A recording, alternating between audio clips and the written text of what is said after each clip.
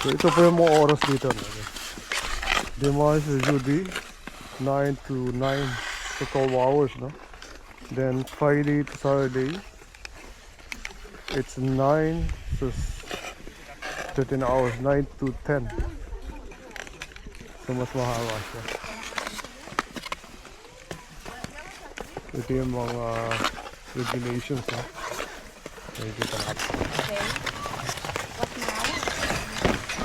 Nakalimutan niya ano kung sabi ko i-fill, no? So second part. So I have to kailangan ko bulin si Andrew. Sabi ko i-film para makita rin ninyo guys, no?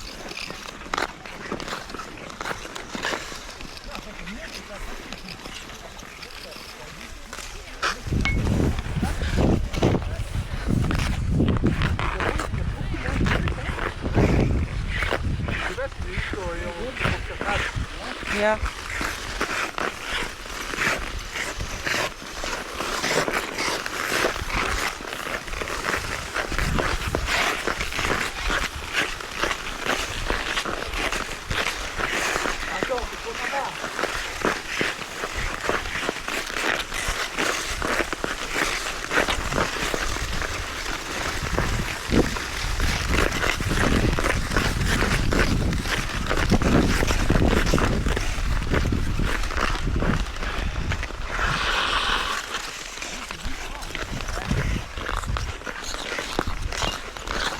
Yeah, at least na-film ni Andrew, no? Kung paano, then film natin si ano, kung paano mag-ice skate.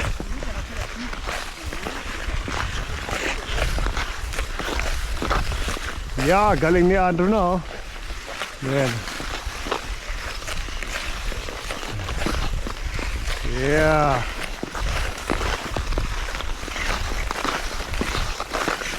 Tsaga-tsaga, oh. Kasi kailangan talaga niya matuto, no? Yun nga katulad sinabi ko sa hacking niya. Sa school, napaka-importante. Saka maganda rin na exercise. It's fun. You know, physical activity, di ba? Yeah. So yun nga guys, no? Napaka-importanting nag-exercise tayo, no? And then, at saka yung tamang diet, katulad ng protein, no? Protein and fats, napaka-healthy po ng diet na yan, no? Napaka-importante kaysa sa carbohydrate, complex carbohydrate. Pwede naman tayo mag-konti mag-carbs, no? Katulad ng gulay, masustansyang gulay. Ang prutas bihira dahil talagang mataas ang content niya sa sugar, no? Kung may iwasan, may iwasan. At ang pinaka-importante po na diet talaga yung protein and fats, ano? Yung protein lalo. At mag-exercise po to build muscles po, no? So yun po yung trivia, no? Kaya siguro sinabi ko na rin dati. At maganda, nare-remind ko kayo, no? Na napaka-healthy po ng diet na yun. Saka katulad sinabi ko, kung Alberta gusto mo mag-separate sa Canada, dahil ang economy po namin ngayon ang Canada is talagang baksak po economy namin, no? Dahil po sa liberal, nung pa po kay Trudeau, no? 10 years na po. Tapos yung pumalit din, wala din nangyayari. So yun po yung nangyayari sa amin dito sa Canada, no? Yung pamumuno ng liberal po talagang hindi po maganda.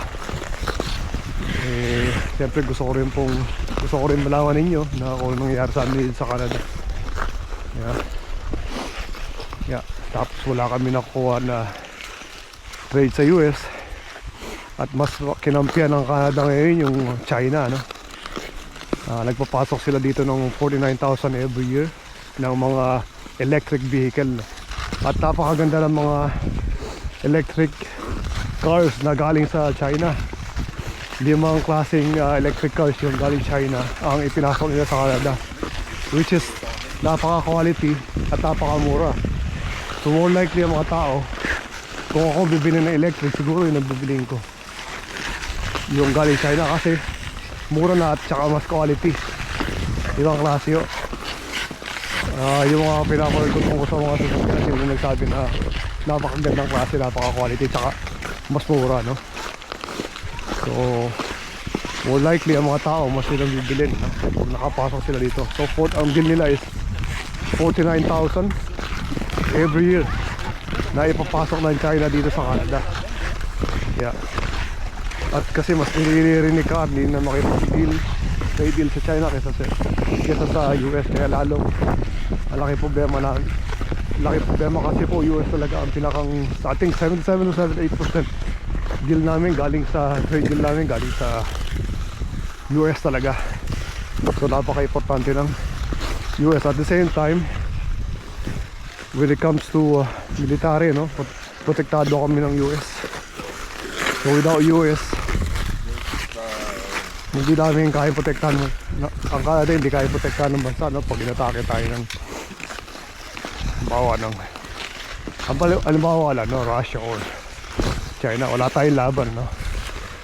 So tama yung sinabi ni Trump na US has been protecting Canada for so long, no, kaya dapat hindi nagsalta si Canada sa Davos, no, yung mga sinabi niya tungkol sa kay Trump at sa US na sinisiraan niya. Parang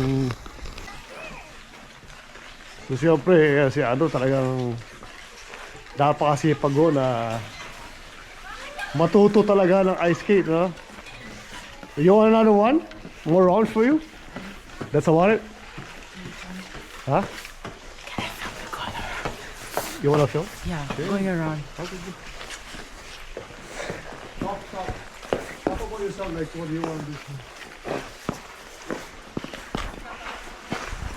I don't want to talk. That's on already. You can talk. It's better that you talk. Because so while you're filming, you tell them exactly what you want to do, why you're doing it. I've been telling them that, you know. You wanna skate and talk? Not really. So just keep going. So yun nga, gusto ko niya mag-film pero sabi ko at least try to talk. But he's not ready to talk yet. Hindi pa siya ganun ka komportable na magsalita. Just like I am nung nag-uumpisa, no? Hindi pa ako nagsalita. So, but gusto ko sana siya matuto na guys, no, magsalita. Yeah, magsalita sana.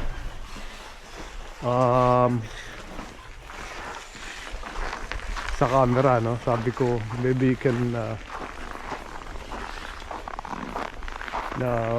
mag-start din siya mag-vlog, no?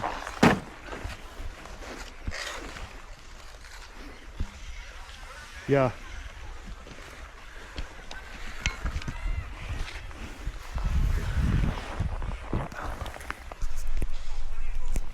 Sige, sabi ko sa kanya, sabi niya gusto niya mag-vlog.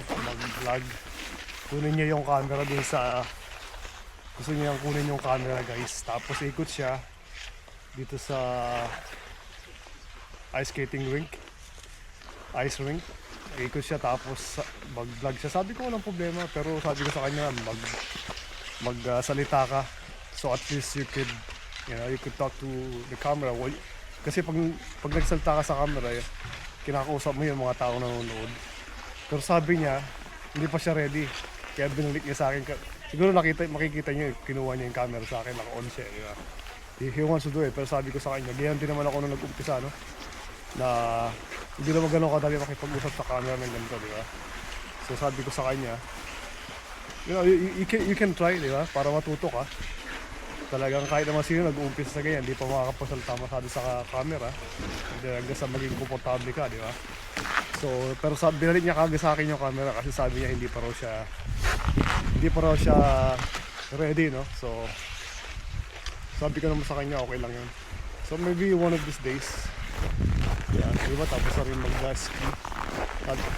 Sabi ko naman sa kanya, one of these days, matututo ko rin. And gusto ko sana pati sila mag-participate sa pag-vlog, no? mas maganda yung nakikita nung siguro yung mga nanonood, iba-iba, no? Iba-iba yung content na meron, di ba? So, nakakatawa siguro kung gano'n, di ba? So, katulad ng sinabi ko, just sa second floor, pwede kang, kung may dala kang pagkain, pwede kang kumain dyan, guys. Sa taas. Dito kasi bawal kumain, di ba? Pwede ka ata magdala ng drinks, yung coffee, dito sa baba. Pero sa taas, kung gusto mo kumain ng mag-coffee, pwede sa taas. Pwede ka rin bumili ng pagkain sa kailan. Meron din sila siguro mga sandwich. Tapos meron silang coffee, milk tea, at may mga juices siguro, no? So, para mas healthy, syempre coffee, no? So, whatever you like. So, katulad nga ngayon guys, hindi masyadong gano'ng karaming tao ngayon na kung makikita ninyo. Meron pa rin naman mga tao, no? Kahit naman sobrang lamig ngayon, minus 35 degrees Celsius guys, no? So, meron pa rin ilang tao na nag-ice skate. Meron pa rin. Doon sa toboggan, nakita ko kayo na dalawa lang. Diba? So, more likely yung mga tao, nag-ice skate sila. Mas marami nag-ice skate, no? Paikot-ikot lang dito. Then, siguro pag nilamig, gagawin nila, papasok sila sa loob yung ginagawa namin kayo na. Siguro, it was like 5 minutes or maybe more, maybe 10 minutes na paikot-ikot ka and then papasok kami sa loob, kukuha ng heat. Tapos labas ulit. Ilang rounds yun, no? Siguro nakatatlong, 4 na rounds ako. Okay na sa akin yun. You know, na gano'n yung ginagawa ko. Pero yung iba kasi talaga nag-i-ski sila. So pupunta sila doon sa bundok. Mas malaki to, no? So kailangan, katulad nyo na sabi ko ayun na, kailangan naka-proper gear ka, no? Yung katulad nyo sa medyas mo, may mga nabibili dito na yung thermal socks na nagpo-provide ng heat doon sa paa mo, no? Meron silang gano'n. At meron din mga gloves na gano'n, yung may thermal gloves na mainit talaga siya, no? Tsaka yung mga pang-ilalim, meron gano'n. Sa Costco kasi may nakita akong gano'n, no? Na nagpo-provide sila ng heat gloves, socks, pang-ilalim, no? So kailangan proper yung suot mo para hindi ka lamigin. Kung mag-i-ski ka kasi mas malayo yung pupunta mo. Hindi ka dito sa ice skating. Kasi dito lang naman yung ice skating, no? Kung makikita mo, malapit lang. Pwede ka agad pumasok doon sa loob, di ba? So, siyempre guys, salamat always, no, sa panood. At sana nag-enjoy kayo sa nakikita nyo. Diba?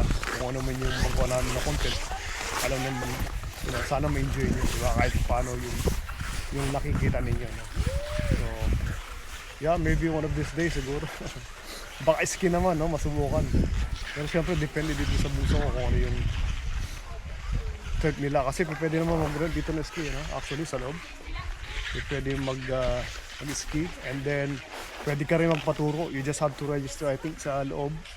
Or then, sasabihin sa'yo, you have to register online para may nagtuturo dito, no? Na provided nila. So, magbabayad ka lang. Hindi ko lang alam kung magkano yung babayaran mo. And then kung gusto mo naman sa sarili mo lang, medyo marunong ka na, you wanna learn by yourself, okay lang din mag-rent ka ng ski sa loob o bumili ka ng ski. And then, katulad ng mga yan, no? May mga sarili silang may ski, di ba?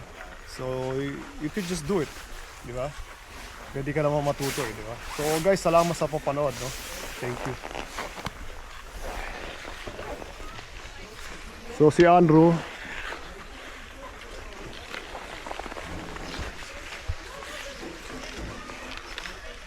siyempre si Andrew nasa loob pa rin, no? Ayan, yung sasabi kong tube guys, ayan, meron silang donut tube, no? Na gano'n sa Costco siguro nabili yan, no? Nakita niyo yun, di ba? Napakagandang tube. So siguro okay na ako. Hintayin ko lang si Andrew, nag-i-enjoy pa. Yun nga, salamat sa panood. Akit na ako siguro, kailangan ko pa mag-warm up ng sasakyan, no? Siyempre dito guys, dahil malamig dito sa amin, ang sasakyan talagang kailangan binawarm up mo. Kasi hindi magandang ginagamit ang sasakyan dito sa amin sa dito sa Canada o sa US. Na malamig na bansa, na hindi mo na warm up ang sasakyan. So napaka-importante nun guys, no? So, yan doon, I think nandiyan pa. O baka nagpapalit na rin. So, importanteng wina-warm up yung sasakyan bago gamitin. Kasi kung di, masisira. Hindi advisable na gagamitin mo yung sasakyan na hindi siya warm up. Kailangan medyo mainit na guys, no? So, ayun nga. Si Andrew pala na. Guys, paalam na. Nag-enjoy ka? Did you enjoy? Say bye? Okay, bye. Bye guys.